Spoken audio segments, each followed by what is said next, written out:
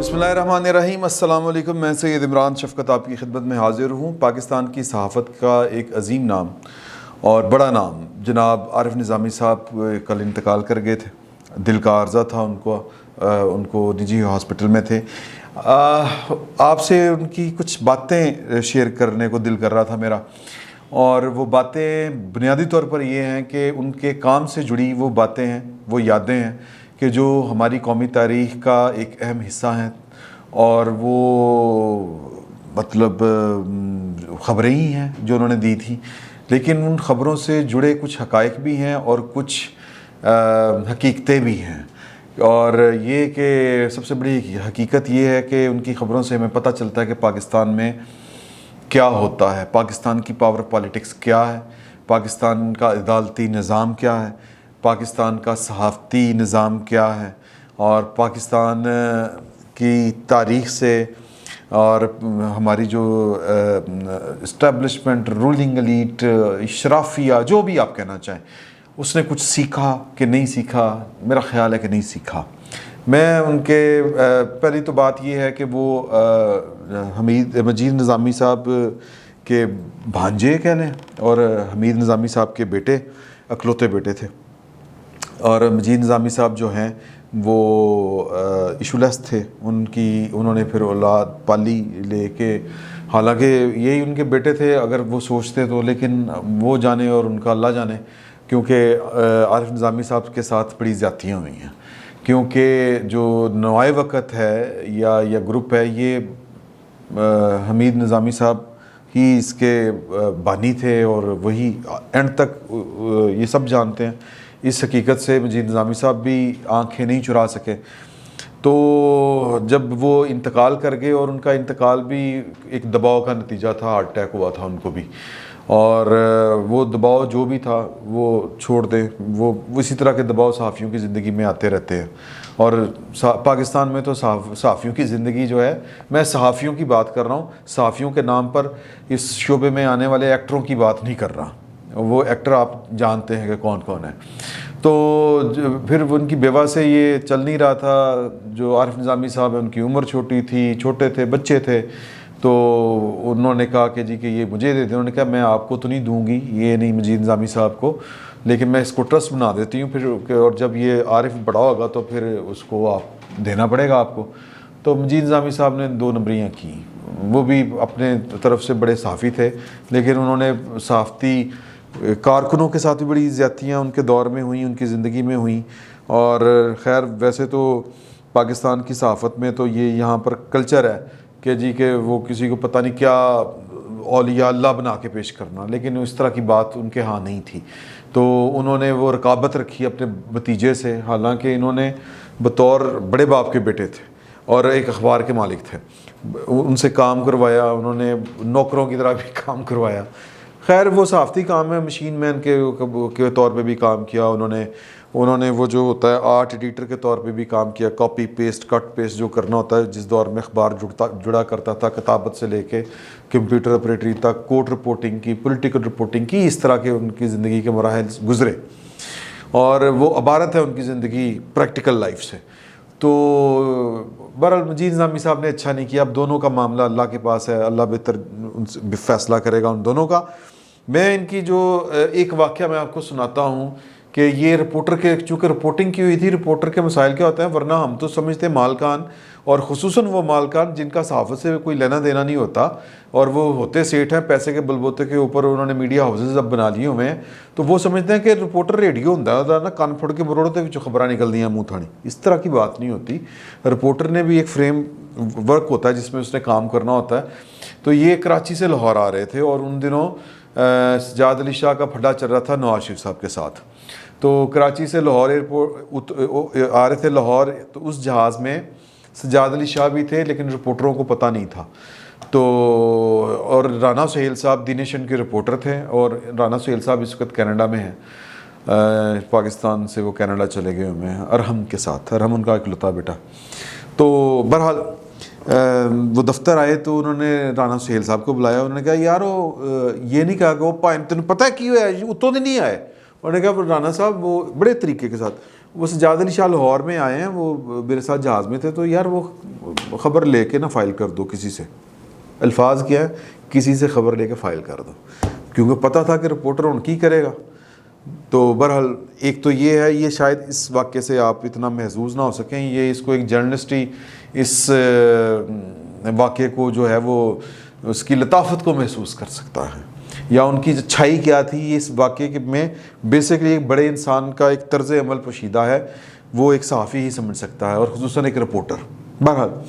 پھر ان کے کریڈٹ میں ایک خبر یہ بھی تھی کہ آج نمائے وقت میں چھپی تھی لیڈ, بے نظیر بھٹو کی حکومت غلام اسحاق خان توڑ دیں گے, اسمبلیاں توڑ دیں گے. تو بے نظیر بھٹو کو نہیں پتا تھا, وہ خبر چھپ چکی تھی, اور بے نظیر بھٹو کو نہیں پتا تھا کہ اسمبلیاں توڑی جا رہی ہیں. تو آصف علی زرداری صاحب اطہر مسعود صاحب کے ساتھ بیٹھ کے کہہ رہے تھے کہ یار کہ ہمارے خلاف افواہیں کیوں چل رہی ہیں, اور کہ افواہ نہیں, کم پہ گیا ہے. تو اس میں انہوں نے پھر لکھا کہ نگران حکومت بنے گی, فلاں نگران وزیر اعظم ہوگا, نگران وزیر اعظم فلاں بندہ یہ ہوگا, فلاں کو فلاں منسٹری دی جائے گی, پنجاب میں یہ وزیر اعلیٰ ہوگا, سندھ میں یہ ہوگا, سارا وہ پوری خبر اگر آپ پڑھیں. اب وہ چونکہ ہمارے پاس وہ ہے نہیں, ورنہ انٹرنیٹ کے دور سے پہلے کی باتیں ہیں, ورنہ آپ کو وہ اس کا عکس ضرور دکھاتے ہیں. تو اس خبر میں ایک بات پوشیدہ ہے. بات یہ پوشیدہ ہے کہ پاکستان میں وہ کہتے ہیں نا محلاتی سازشیں, اسٹیبلشمنٹ کی حکومت کیا ہوتی ہے, اسٹیبلشمنٹ خود کیا ہوتی ہے, کہ ایک منتخب وزیر اعظم ہے, اس کے خلاف اتنا کچھ تیار ہو گیا ہے اور اس کو پتہ ہی نہیں ہے, اور وزیر اعظم کو کس طرح بے خبر رکھا جاتا ہے, یا وزیر اعظم ہو اور اس کا بھائی مارا جائے اور اس کو پتہ ہی نہ ہو کون مار گیا. یہ پاکستان میں یہ معجزے ہوتے ہیں, اور یہ طرز عمل ہے بیسیکلی پاکستان میں سازشوں, یعنی ہر وقت سازشیں چل رہی ہوتی ہیں. تو یہ سازشیں چل رہی ہوتی تھیں, چل رہی ہیں, یہ ہوتا ہے, اسی طرح ہی ہوتا ہے. میں چکے نا, لیکن وہ یہ پاکستان کی جو آپ کہیں کہ پاور پالیٹکس کے جتنے کھلاڑی ہیں انہوں نے کچھ نہیں سیکھا. یہ ہم عارف نظامی صاحب کی جو صحافت ہے وہ ہمیں بتاتی ہے کہ کس طرح کر کے یہ فیصلے ہوتے ہیں. پھر ایک خبر جو تھی ان کی, وہ حال ہی میں میرے جو پروڈیوسر ہیں نوشیروان صاحب, وہ 92 میں تھے, اور وہ مجھے آج بتا رہے تھے کہ جی کہ انہوں نے ایک لائیو ٹرانسمیشن میں ایک دن پہلے بتا دیا تھا کہ کل نواز شریف کو اتنے سال کی سزا, مریم کو اتنے سال کی پاناما کیس میں, اور فلاں کو اتنی سزا, کل یہ والی سزائیں سنا دی جائیں گی, اور ایسا ہی ہوا. اور پھر اسی طرح مجید نظامی صاحب کا ایک اور واقعہ ہے کہ عارف نظامی صاحب کا, کہ انہوں نے the great news of the year, کہ کسی کے وہم و گمان میں بھی نہیں تھا کہ جو خفیہ شادی کی تھی عمران خان صاحب نے, اور ان دنوں میں کی تھی جب وہ دھرنا دیے ہوئے بیٹھے تھے, اور پھر وہ لیک بعد میں کی. آپ کو یاد ہوگا نا کہ عمران خان صاحب جو تھے وہ میاں صاحب نواز شریف کا ترلا ڈالا کرتے تھے کنٹینر پہ کھڑے ہو گئے کہ میاں صاحب جاؤ ساڈی واری آن دیو, میں اگوں ویاہ بھی کرانا. یہ ان کے ایگزیکٹ الفاظ ہیں, انہوں نے کنٹینر پہ کھڑے ہو کے یہ والی بات کی تھی. تو وہ جو خبر تھی وہ خبر انہوں نے ہی بریک کی تھی, اور پھر ان کی جو شادی ٹوٹنے والی خبر تھی وہ بھی خبر انہیں نے ہی بریک کی تھی. اچھا, جو شادی والی خبر ہے یہ عمر چیمہ صاحب نے بریک کی تھی کہ جی انہوں نے تو ڈیٹ اور نکاح نامہ یہ سارا کچھ کر دیا تھا. تو مجید نظامی پھر وہ میرا خیال ہے جو باہر گئے تھے نواز شریف صاحب, یہ بھی ان کے پاس خبر تھی وہ پرویز مشرف صاحب کے دور میں. اور پھر وہ بڑی مزے کی باتیں ہوتی تھیں جب ہم بیٹھا کرتے تھے مختلف جگہوں کے اوپر, اور ہمارے تو وہ بہت سینئر تھے, ہماری تو جرت ہی نہیں تھی کہ ہم ان کو مطلب ان کے ساتھ کوئی بے تکلف ہو سکیں یا کوئی اس طرح کی بات کریں. تو وہ رؤف صاحب یا جو ہیں اپنا اور اس طرح کے جو بڑے لوگ تھے, جب ان کے ساتھ بیٹھا کرتے تھے, جب ان کو ہم تو دیکھا ہی کرتے تھے, سیدھی سی بات ہے, تو پھر وہ ان کو بڑا چھیڑا کرتے تھے کہ سورس کی اسی ٹاڈا کہ یہ خبر ریحام بی بی کو طلاق دے رہے ہیں عمران خان صاحب. تو یہ پھر انہوں نے غالباً کہا تھا, کیونکہ انکار کیا جا رہا تھا جہاں تک مجھے یاد پڑتا ہے کہ نہیں اس طرح کی بات نہیں ہے فلاں, تو وہ کہتے ہیں یار میں ان سورس نہیں دسنا, یہ والی بات کی تھی انہوں نے. تو میں صرف یہ ان کی جو خبریں ہیں, خصوصاً وہ والی خبر کہ نواز شریف کو جو سزا ہونی تھی وہ والی، پھر وہ جو بینظیر بھٹو کی حکومت ٹوٹنی تھی وہ والی، پھر اس طرح کی یہ تو خبریں انہوں نے دیں، بہت سی خبروں اور واقعات کے وہ راوی ہیں، اور وہ بہت سی خبریں جو وہ نہیں دیں انہوں نے، وہ اس سے بھی زیادہ سینسٹیو تھیں، اور میں وہ اب اس دنیا میں اب وہ نہیں ہیں، تو وہ اب ہم ظاہر ہے کہ وہ پھر اس کی تصدیق یا تردید ان چیزوں کی نہیں کر پائیں گے، تو لہٰذا وہ باتیں ہمیں شیئر نہیں کرنی چاہیے۔ ان کے پاس بڑی بڑی سینسٹیو انفارمیشن ہوتی تھی، ایون یہاں تک کہ تھی کہ بینظیر بھٹو کو کس طرح سے دور رکھا جاتا ہے پاکستان کے اٹامک پروگرام سے، اور پھر یہ بھی انہوں نے ہی بتائی تھی ایک دفعہ بات کہ بینظیر بھٹو جو تھیں وہ کس طرح کر کے جو ایٹمی ٹیکنالوجی ہیں وہ لے کے آئیں پاکستان میں، وہ لانگ کوٹ کس طرح کہاں سے خریدا گیا، اس کی جیب میں وہ کون سی سی ڈی رکھی گئی، ایک فائل جو تھی وہ جان بوجھ کے وہ ایک سی ڈی کے اوپر سے وہ یوں لگا کہ جس طرح کہ اس میں سے وہ کچھ گر گئی ہوئی ہے، تو وہ مقصود تھا کہ کسی کو یہ مطلب کان ہو جائے کہ یہ کام ہو رہا ہے۔ تو یہ اس طرح کی چیزیں جو تھیں وہ بڑی بڑی چیزیں انہوں نے بریک کی ہوئی ہیں، ان سے منسوب ہے، لیکن جو وہ اکثر کہا کرتے تھے کہ پاکستان میں جو ان کا جو تجربہ تھا وہ یہی تھا کہ پاکستان میں حالات جو ہیں وہ جو ہم خواب دیکھا کرتے ہیں کہ جی کوئی دستور ہو، جمہور ہو، جمہوریت ہو، اصول ہو، ضابطہ ہو، لوگوں کا حق حکمرانی قبول کیا جائے، وہ کہتے ہیں یار خواب دیکھ لیا کریں لیکن پریکٹیکلی اس طرح ہونا نہیں ہے۔ وہ بڑا کلیئر تھے،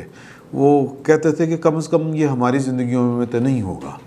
تو وہ ان کی زندگی میں واقعی یہ سب کچھ نہیں ہو سکا، اور وہ بڑی حد تک جو تھی وہ پاکستان کی اینٹی اسٹیبلشمنٹ پالیٹکس کو اور پاکستان کی پرو اسٹیبلشمنٹ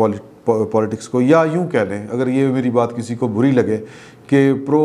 کانسٹیٹیوشنل پالیٹکس یا پرو کانسٹیٹیوشن جو سوچے ہیں یا اس قسم کے جو لوگ ہیں، وہ ان سارے معاملات کو بڑی اچھی طرح سمجھتے تھے، بڑے کلیئر تھے کہ یہ چیزیں جو ہیں یہ خواب بھی دیکھ لیں،